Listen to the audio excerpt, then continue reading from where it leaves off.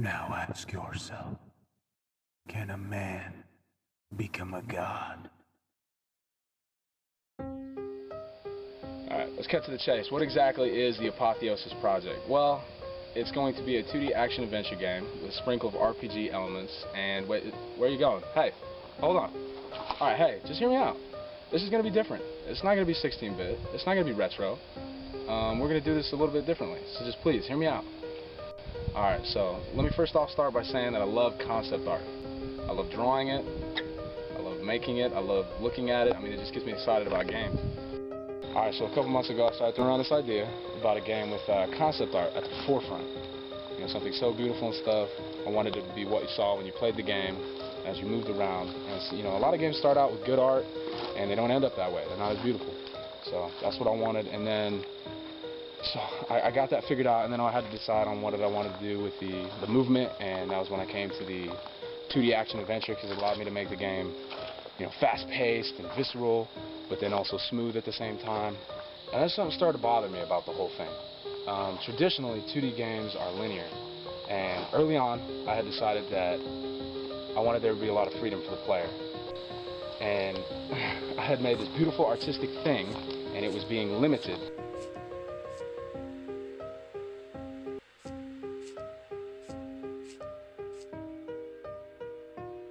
And then it hit me.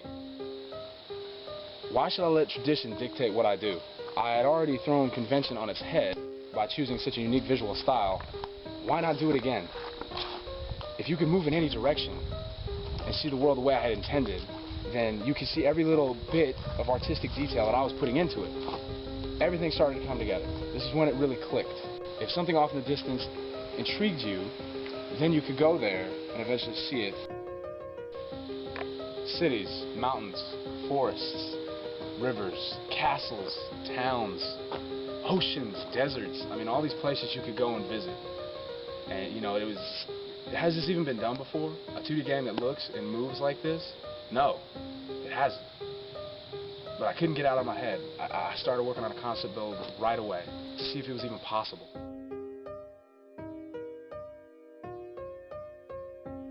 As I worked, more ideas came to me, more things I wanted in the game. What goes with an open world non-linear game better than creativity? Crafting and multiplayer immediately came to mind. I wanted you to be able to tell your own story and share it with your friends. I also wanted to have a dynamic storyline. This was getting crazy. I had to make this happen. I knew though that it was not a one-man endeavor. The scale was too large, so I needed some help. It was too ambitious. I talked to a lot of people trying to get them involved, and we all came back to the same spot: resources.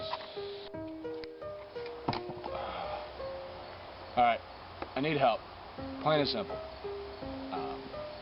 Every drop of funding we get will go into making this the most prolific 2D world we can muster.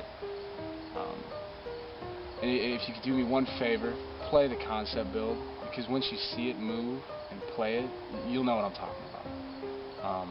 I was always told that to make something great, you had to start out with a good idea. And if you had a bad idea, you couldn't mash it or mold it or do anything to it to make it a good idea. You had to start with a good idea, a great idea, and that's what we have. You know, we got this lump of coal, and all we need is a little heat and a little pressure, and we can make something really fantastic, something beautiful and sharp and sleek, and you know, and that's what we're needing. You know, and Kickstarter was founded on, you know, ideas and people who, you know, they were fantastic, they were great, but we just needed a kickstart. You know, we just needed something good. This is, you know, a good idea from good people, and that's the bottom line. You know, together we can do this.